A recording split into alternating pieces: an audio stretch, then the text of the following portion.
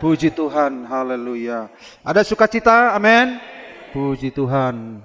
Nah, mari kita lihat firman Tuhan. Ini Pak. Halo. Halo.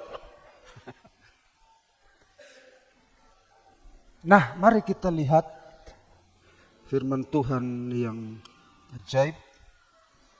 Matius 13 ayat 1 sampai 9, ayat 18 sampai 23.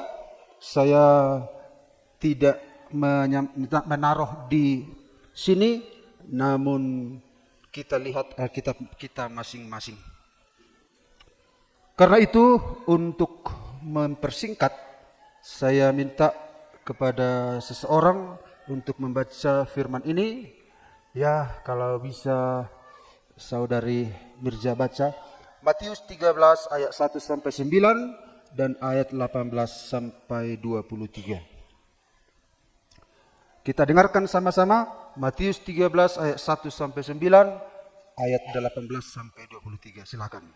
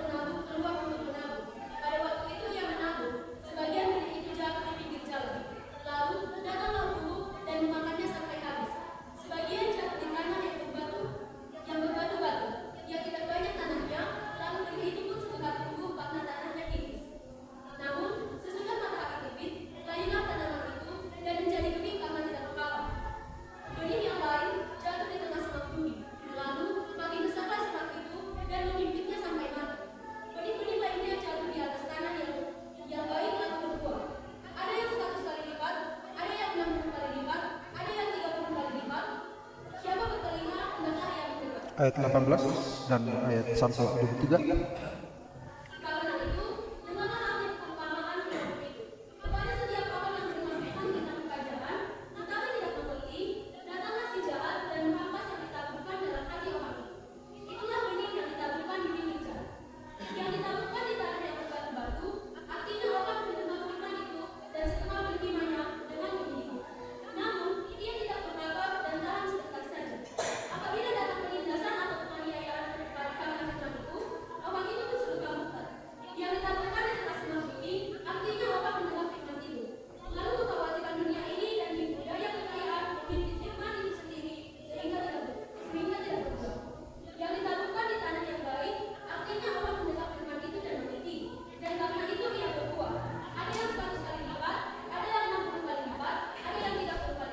Haleluya. Puji Tuhan, ini sudah kita sering dengarkan. Yang dibaca Mirza itu adalah Alkitab terbitan Lembaga Alkitab Indonesia Jilid 2, yang sementara yang kita baca Jilid 1.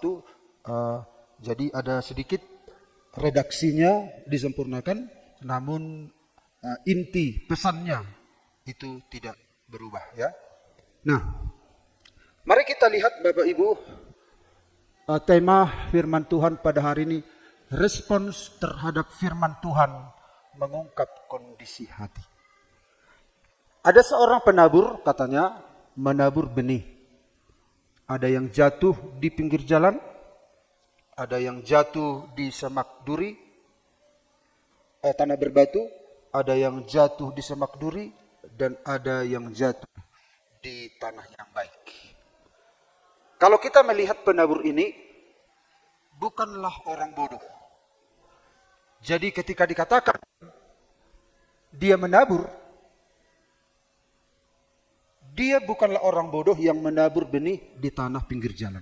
Kalau seorang petani, dia tidak mungkin menabur di tanah pinggir jalan. Apalagi di tanah berbatu-batu. Apalagi di tanah semak duri. Pasti di tanah yang baik. Nah, tetapi kisah ini mengatakan kepada kita, ini adalah sebuah kisah yang hasil akhir duluan diceritakan, ya. Hasil akhir duluan diceritakan, lalu jalan ceritanya belakangan. Jadi dalam penulisan sebuah cerita itu bisa terjadi. Ada seorang bertanya, dalam Kejadian 1 ayat 27 dikatakan Allah menciptakan manusia itu laki-laki dan perempuan. Tapi dalam Kejadian 2 juga di sana dikatakan, maka Allah menciptakan manusia itu dan mengambil dari tulang rusuk laki-laki itu menjadikannya perempuan. Nah, ada yang bertanya, kenapa Kejadian 1 sudah diberitahukan, Kejadian 2 juga, apakah 2 kali penciptaan? Lalu jawabannya adalah, dalam strategi menulis sebuah cerita itu, kadangkala intisarinya duluan, baru detailnya belakangan. Jadi kalau dikatakan Kejadian 1:27 Allah sudah memberitahukan secara lengkap manusia itu diciptakan, kemudian detailnya itu pada pasal 2. Nah begitu ya. Nah itu sama dengan talenta. Talenta itu ada 1 talenta, 2 talenta, 5 talenta. Jadi duluan diceritakan hasil akhirnya, tetapi prosesnya itu sebenarnya belakangan disampaikan. Jadi 1, 2, 5 talenta itu adalah hasil yang diketahui belakangan, tetapi yang diceritakan duluan. Begitu kira-kira. Karena kalau talenta itu diberikan, hamba yang satu dikasih 1, hamba yang kedua dikasih 2, hamba yang ketiga dikasih 5. Itu terkesan nanti bahwa Tuhan itu diskriminatif, pilih-pilih orang. Kenapa kepada aku 1, kepada orang itu 2, kepada orang itu 5? Nah, tidak. Tetapi 1, 2, 5 talenta itu adalah hasil kesimpulan setelah mereka mengerjakan, ya. Setelah mereka mengerjakan baru diketahui 1, 2, 5 talenta. Demikian juga dengan ini. Seorang penabur ini bukanlah orang yang bodoh menjatuhkan benih di tanah pinggir jalan, di tanah berbatu-batu, di tanah semak. Tetapi respon seseoranglah terhadap firman itu yang menentukan, yang mengungkapkan kondisi hati orang itu, ya. Nah, jadi kalau benih itu adalah melambangkan firman Allah, Tuhan itu tidak bodoh menjatuhkan benih firman-Nya ke tanah pinggir jalan, ke tanah berbatu-batu, ke tanah hati yang ada semak-semaknya, dan ke tanah hati yang subur, tidak. Tetapi itu adalah kesimpulan akhir.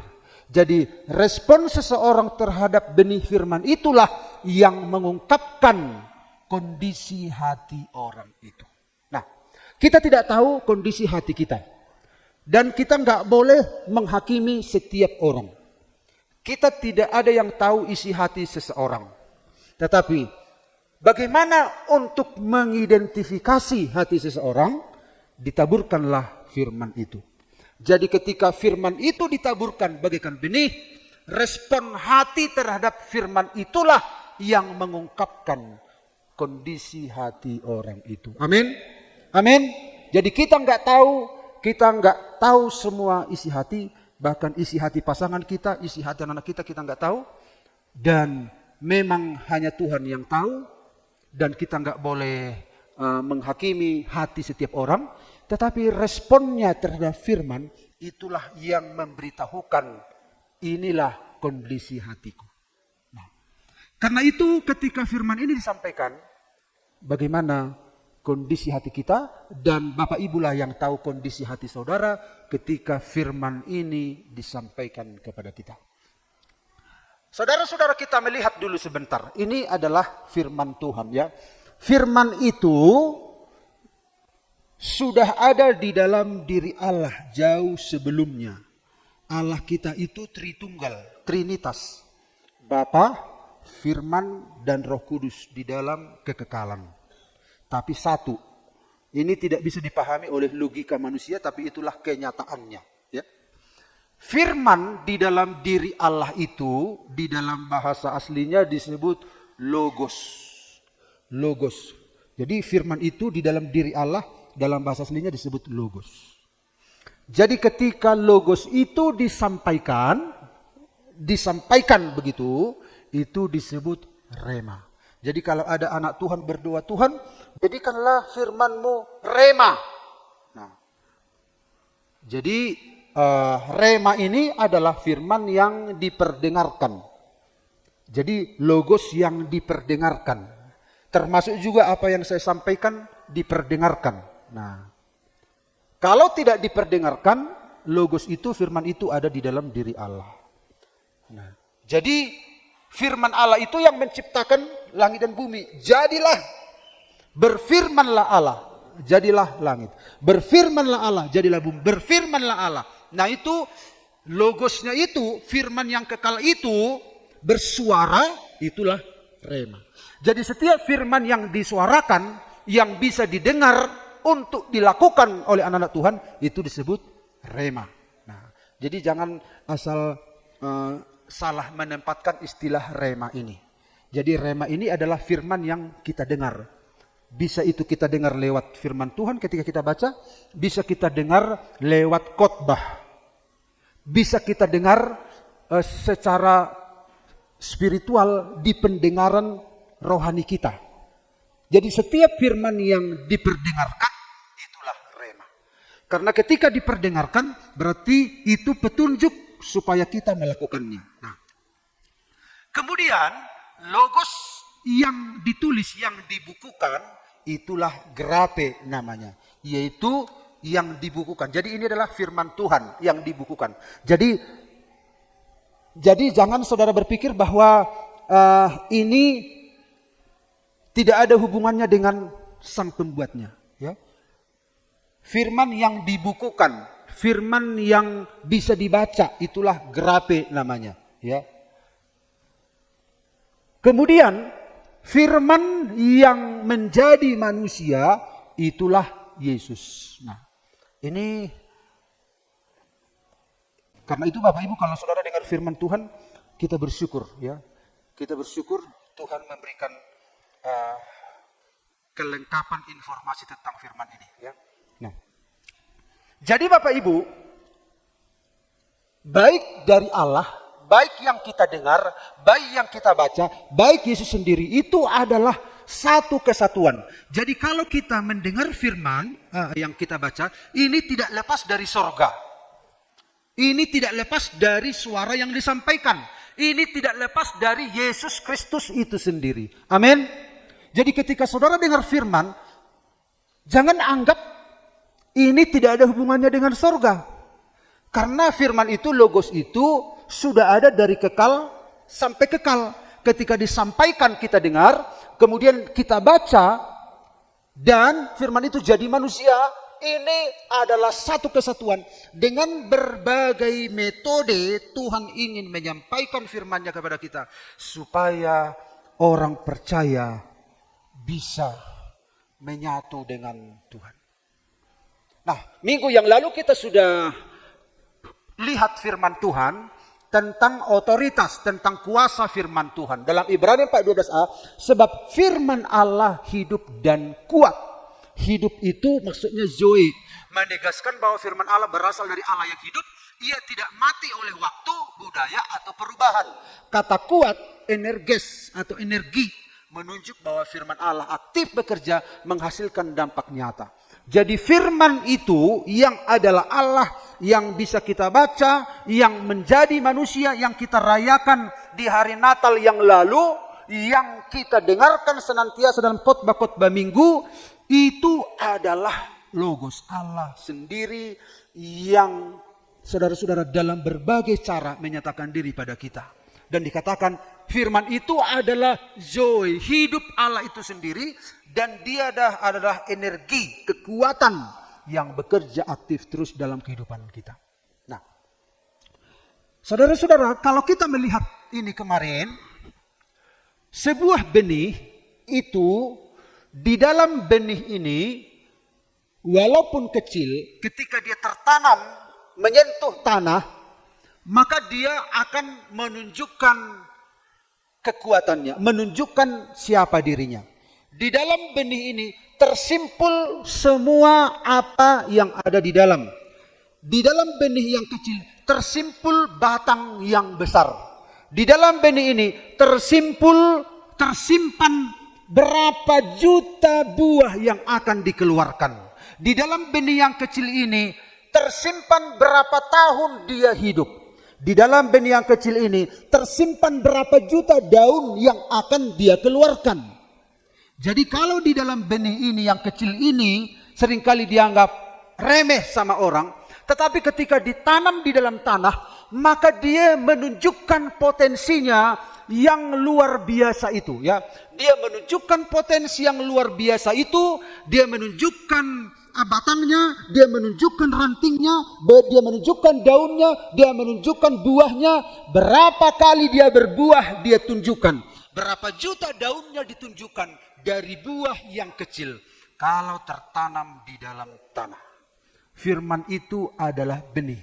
Ketika benih itu tertanam di dalam hati, maka dia akan menunjukkan semua potensi yang dia punya. Amin. Kalau firman itu, firman yang berkuasa itu, firman yang kekal itu tertanam di dalam hati yang baik, maka dia menunjukkan potensi yang luar biasa. Tetapi apakah semua tanah baik? Nah, kita melihat bagaimana mengidentifikasi hati tanah setiap orang. Alat ujinya adalah bagaimana responnya terhadap firman itu. Nah, mari kita lihat Bapak Ibu, bagaimana hati kita merespon firman itu. Yang pertama kita lihat saudara-saudara, pada waktu ia menabur sebagian benih itu jatuh di pinggir jalan, lalu datanglah burung dan memakannya sampai habis. Artinya, kepada setiap orang yang mendengar firman tentang kerajaan sorga, tetapi tidak mengertinya, datanglah si jahat dan merampas yang ditaburkan dalam hati orang itu. Itulah benih yang ditaburkan di pinggir jalan.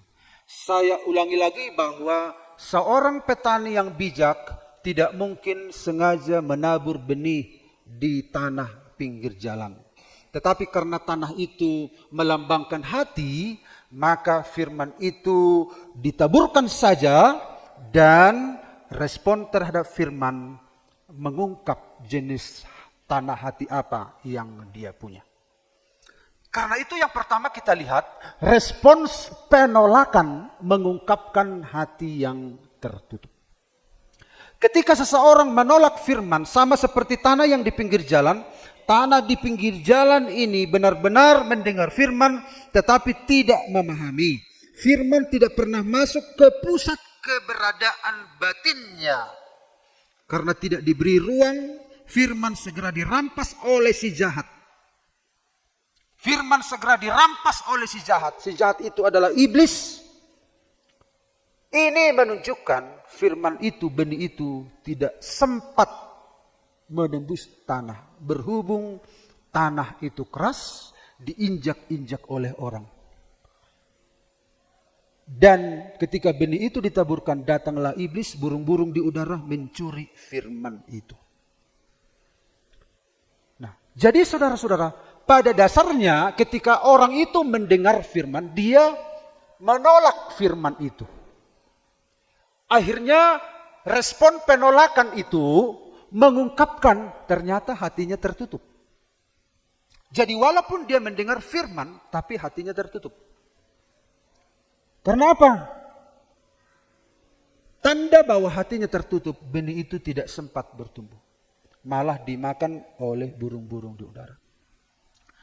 Dan ditaburkan, dan datanglah burung-burung di udara memakan benih itu. Saudara-saudara, banyak sekali orang mendengar tapi tidak mengizinkan hatinya terbuka. Tidak mengizinkan hatinya diubah oleh firman. Kita lihat tadi, benih itu potensinya besar sekali. Benih itu ingin mengubah hidup kita. Tidak ada saudara-saudara yang bisa mengubah hidup seseorang dengan benar kalau bukan firman. Tidak ada lagi yang bisa mengubah. Tidak kata-kata mutiara yang ada di Facebook. Tidak dengan kata-kata motivasi yang di YouTube. Tidak dengan cerita-cerita sinetron yang begitu saudara-saudara murahan. Itu tidak bisa mengubah hidup kita. Hidup kita ini sudah rusak. Hal-hal yang dari dunia nggak bisa mengubah hidup seseorang. Hanya firman yang bisa, unsur dari Allah yang bisa mengubah hidup kita. Makanya Yesus berkata kepada Nikodemus, engkau harus dilahirkan dari air dan roh. Artinya dari firman dan roh. Kita hanya bisa diubah oleh unsur surgawi, ilahi. Kita nggak bisa diubah oleh dunia ini. Tapi ketika hati seseorang menolak, maka firman itu nggak bisa mengubah dia. Karena itu saudara-saudara, kita rindu supaya firman itu kita terima di dalam hati kita semua. Amin. Amin. Sehingga saudara-saudara, kenapa ketika seseorang menolak firman, itu di jalan itu lalu lalang orang ya. Jadi seperti hati kita itu lalu lalang dunia ini. Ya, harusnya hati kita tempat taburan firman, tetapi hati kita tempat pijakan banyak orang, diinjak-injak lalu lalang, dosa-dosa lalu lalang dalam hidup kita, gosip, kemarahan, berita media sosial, semuanya bebas keluar masuk. Keluar masuk. Sementara firman Tuhan tidak punya tempat. Tetapi saya percaya GPD Parapat memiliki tanah hati yang baik. Amin. Karena itulah kita datang ke sini. Saya tahu Bapak Ibu merindukan Tuhan. Saudara, di pagi yang sejuk seperti ini, hari Minggu, hari libur, enaknya tidur. Tetapi Bapak Ibu bergegas bangun dari tempat tidur, melawan dingin, melawan kantuk. Dan saudara datang, berarti saudara benar-benar merindukan Tuhan. Amin. Dan saudara merindukan firman-Nya. Kita minta pada Tuhan supaya Roh Kudus menolong kita sehingga kebenaran ini menjadi milik kita. Amin. Dan jadi saudara-saudara, respon seseorang terhadap firman mengungkapkan kondisi hati orang itu. Lalu yang kedua kita lihat saudara-saudara, sebagian jatuh di tanah yang berbatu-batu yang tidak banyak tanahnya, lalu benih itu pun segera tumbuh karena tanahnya tipis. Tetapi sesudah matahari terbit, layulah ia dan menjadi kering karena tidak berakar. Artinya, benih yang ditaburkan di tanah yang berbatu-batu ialah orang yang mendengar firman itu dan segera menerimanya dengan gembira. Jadi dia terima firman itu dengan gembira. Bukan menolak seperti tanah di pinggir jalan, tetapi diterima dengan gembira. Tetapi ia tidak berakar dan tahan sebentar saja apabila datang penindasan atau penganiayaan. Karena firman itu, orang itu pun segera murtad. Yang kedua adalah respons dangkal, mengungkapkan hati yang tidak berakar. Ketika firman itu didengar, segera menerima dengan gembira, bukan menolak. Dia menerima dengan gembira, tetapi tidak berakar dan tahan sebentar saja. Apabila datang penindasan atau penganiayaan karena firman itu. Jadi Bapak Ibu perhatikan, datang penindasan, datang aniaya karena firman.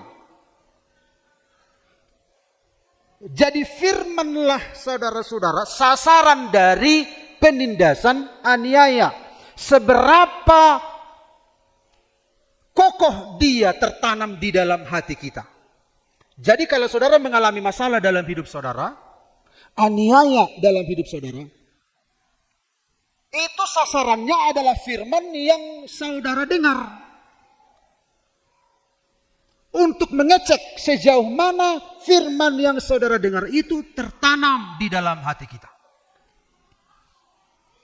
Nah, ternyata apa yang terjadi? Segera murtad. Karena apa? Tidak berakar. Kita lihat benih ini. Dia bertumbuh. Dia menerima firman itu dengan gembira. Bukan bersungut-sungut. Gembira.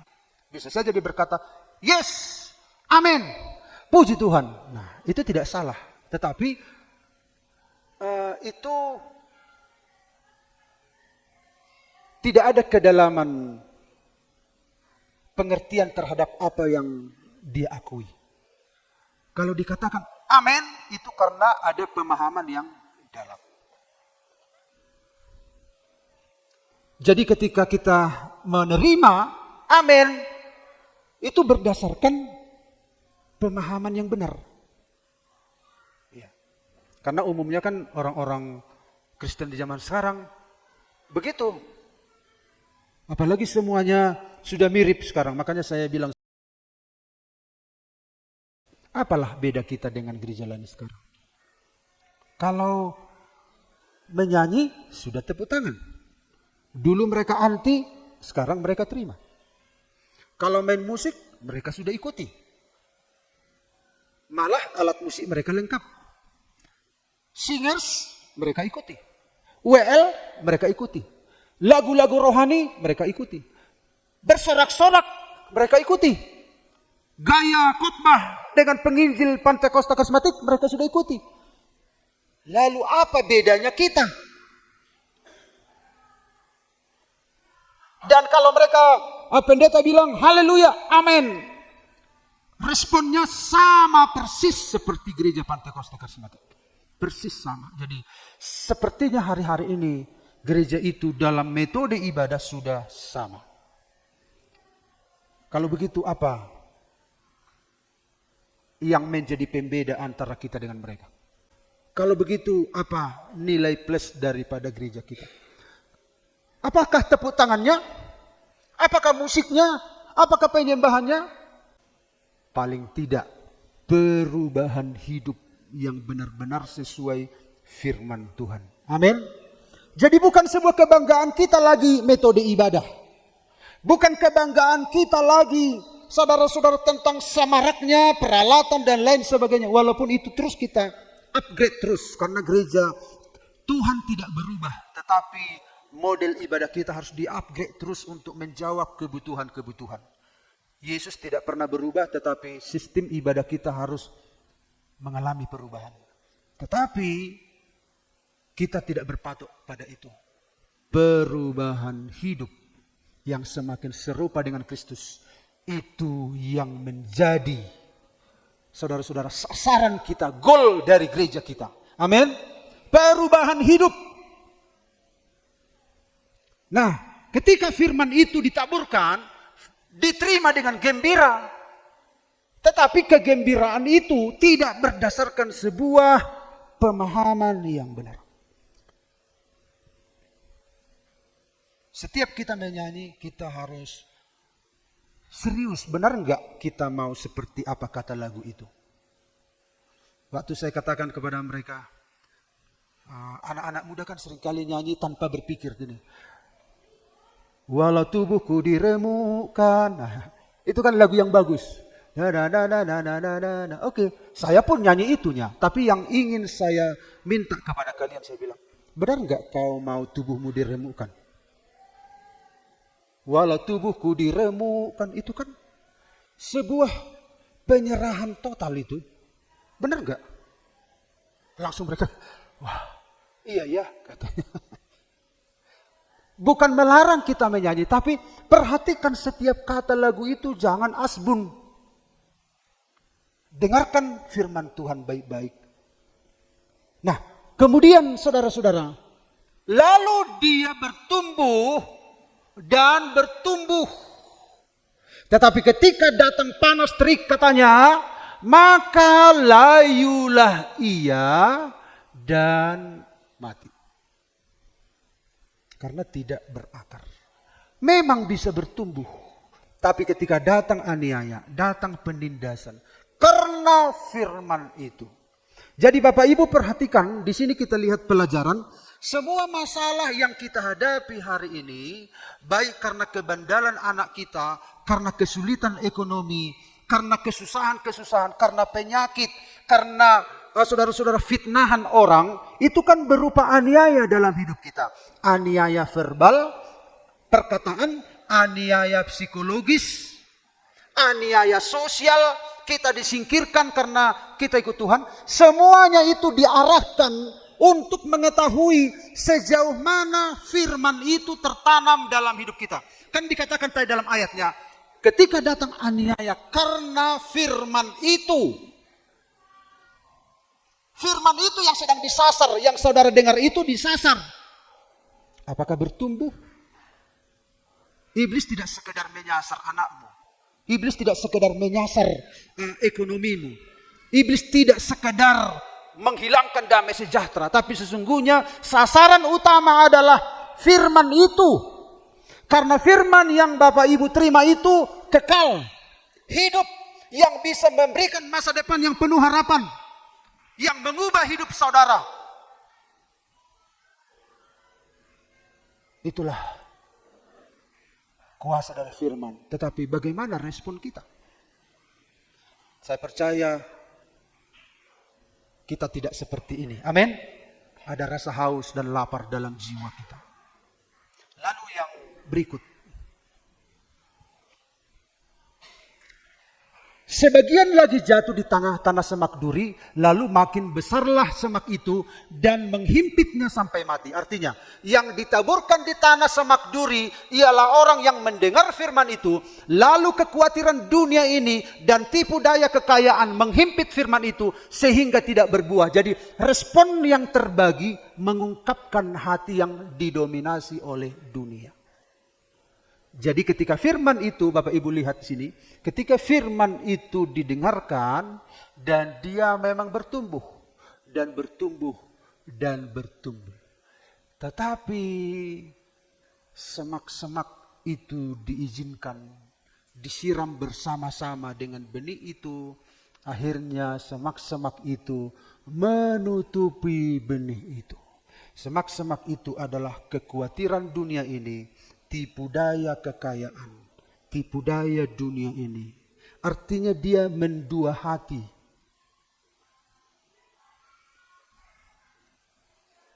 Memang tumbuh. Tetapi semak-semak itu, yaitu dikatakan tadi, sebagian lagi jatuh di tanah semak duri, lalu makin besarlah semak itu dan menghimpitnya sampai mati. Dan dikatakan di sini, yang ditaburkan di tengah semak duri ialah yang mendengar firman itu, lalu kekhawatiran dunia ini dan tipu daya kekayaan menghimpit firman itu sehingga tidak berbuah. Tipu daya untuk makmur melebihi kerinduan kita akan Tuhan. Tipu daya tentang berkat melebihi kerinduan kita akan firman Tuhan.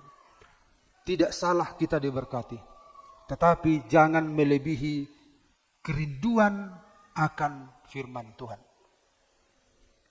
Akhirnya apa yang terjadi? Ya beginilah nasibnya. Ya, ini sangat mengenaskan. Ya, sama seperti kita tanam bunga di pot, kita siram, kita pupuk, tetapi kita sedang memupuk semak-semak juga. Kalau kita tidak cabut semak-semak itu. Sama-sama bertumbuh, akhirnya pupuk dan air yang kita siram senantiasa itu membuat bertumbuh bersama-sama kedua tumbuhan ini. Akhirnya mati. Karena itu kekhawatiran ini, keinginan dunia ini bisa membunuh firman itu. Barang siapa yang mencintai dunia ini, dikatakan oleh firman Tuhan, kasih akan Bapa tidak ada pada orang itu. Karena itu Bapak Ibu, mari kita meresponi firman dengan baik.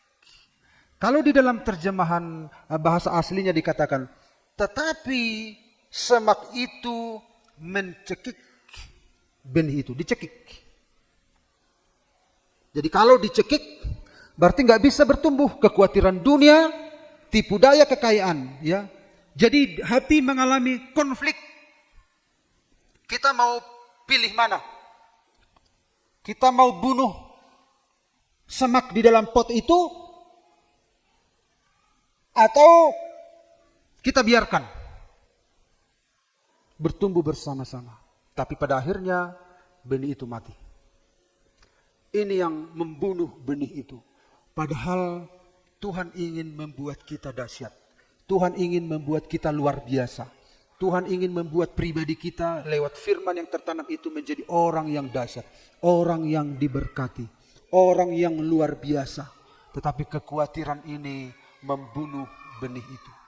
Memang sempat bertumbuh, tetapi tidak sempat menunjukkan potensi yang luar biasa itu. Dan yang terakhir, dan sebagian jatuh di tanah yang baik, lalu berbuah. Ada yang 100 kali lipat, ada yang 60 kali lipat, ada yang 30 kali lipat. Artinya yang ditaburkan di tanah yang baik ialah orang yang mendengar firman itu dan mengerti, dan karena itu ia berbuah. Ada yang 100 kali lipat, ada yang 60 kali lipat, ada yang 30 kali lipat. Respons ketaatan mengungkapkan hati yang siap dikerjakan oleh Allah. Jadi kalau kita taat, berarti kita siap.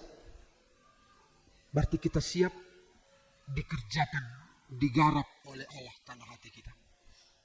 Nah, benih itulah, respon terhadap benih itulah yang mengungkapkan. Pada akhirnya kita melihat di sini, bertumbuhlah benih itu, lalu terus bertumbuh, dan semakin besar, dan semakin besar. Dan pada akhirnya dia berbuah. Karena apa? Karena tanah hati yang baik. Dan luar biasa jika firman itu kita izinkan bertumbuh dalam hati kita. Luar biasa hidup kita. Tidak ada takut, tidak ada khawatir. Kita diberkati oleh Bapa Surgawi. Ada damai, ada sukacita, ada pemulihan. Tidak ada rasa takut, tidak ada rasa cemas.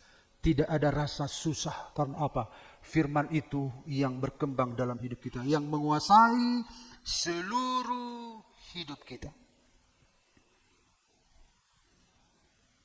Pada akhirnya kita akan berbuah bagi kerajaan Allah. Amin. Tidak ada unsur dunia ini yang membuat kita berhasil. Yang membuat kita baik. Yang membuat kita naik. Yang membuat kita suci. Berkenan di hadapan Allah. Hanya unsur dari Allah saja. Dia berikan firman-Nya kepada kita. Firman yang Bapak Ibu dengar. Firman yang ada di dalam Alkitab ini. Firman yang menjadi manusia yang kita rayakan hari Natal yang lalu. Firman yang kekal.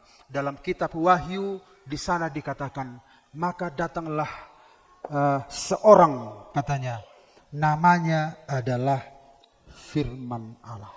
Alangkah baiknya kita baca satu ayat ini. Dalam kitab Wahyu ayat yang terakhir. Namanya adalah firman Allah.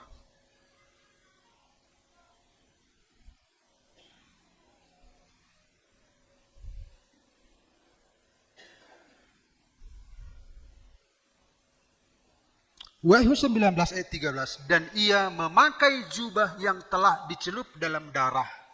Dan namanya ialah firman Allah. Firman. Jadi firman itu disuarakan, firman itu dituliskan, firman itu menjadi manusia, dan dia naik ke surga, dan namanya adalah benar-benar firman Allah. Dia adalah pencipta. Tanpa dia tidak ada satupun yang jadi, kata firman Tuhan. Dialah yang menciptakan segala-galanya, yaitu firman. Dan firman itu adalah pribadi Yesus Kristus. Dia ingin mengubah hidup kita, mengubah pribadi kita, mengubah rumah tangga kita. Haleluya. Memberikan masa depan yang penuh harapan. Dia yang pegang hari esok. Dia yang telah mati dan mengalahkan maut. Dia bangkit, dia naik ke surga, dan dia akan datang kembali. Dia ingin membuat hidup kita hidup yang diberkati, hidup yang penuh kemenangan, hidup yang penuh sukacita, hidup yang memiliki masa depan yang gilang gemilang di dalam dia. Haleluya. Amin. Inilah firman yang ajaib, firman yang hidup, yang berkuasa. Karena itu terimalah dengan lemah lembut firman yang tertanam di dalam hati. Mari kita nyanyikan pujian kita. Pemain musik silakan datang ke depan.